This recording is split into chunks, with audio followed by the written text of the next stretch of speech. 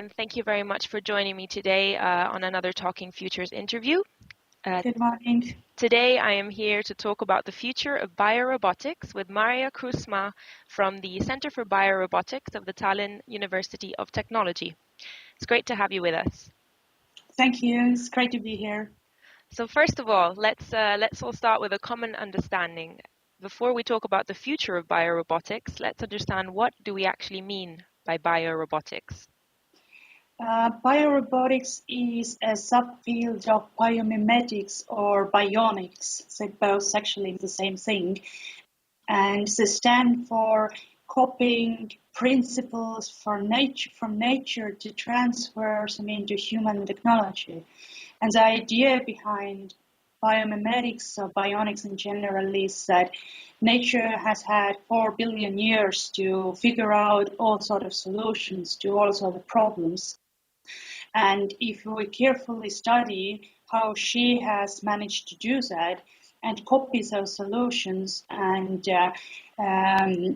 try to replicate this then with our own technology, we could also solve our own problems better because so much work is already done by nature. You can say that bionics looks at nature as a huge, freely available patent database so that we can browse and pick up whatever we want. Biorobotics is then a subfield of bionics or biomimetics, and it does exactly the same thing. The goal of robotics is to build robots, and biorobotics looks into nature to build robots based principles and solutions, most of our solutions already available in the nature. Okay, thank you. So then, given where we are with biorobotics now, how do you think it's going to evolve in the future, say by the year 2050, in terms of, for example, who is going to be using it, what for, in what sectors, how? To predict the future, it's good also to look into past to establish trend lines. And we can see from studying 1990s that if we look at research, something that we can measure, research databases, how many papers have scientists published on biomimetics in general. And in research, a publication counts equals results. Publication means result, some sort. So how many results have we got using the principles of biomimetics? Then we can see that the number is growing exponentially from 1990s.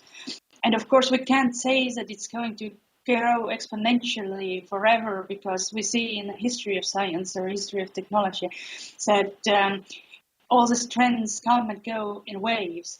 And if we look at a far future, 2050, I would say that we are going to see quite a many waves of biorobotics. Right now, it's heavily increasing, so people are getting more and more interested in it.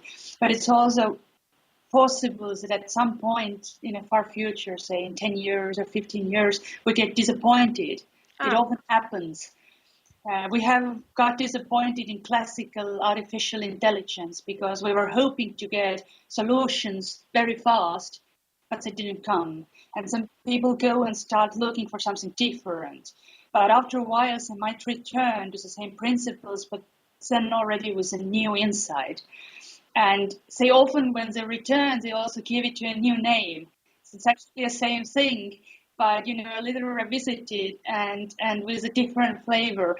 So I would say that biomimetics, biorobotics definitely is an increasing field, but it's probably not sort of linearly or exponentially or monotonically increasing. But I would predict that we are going to see quite many disappointments because we have been over optimistic regarding our understanding of nature and our ability to copy those technologies.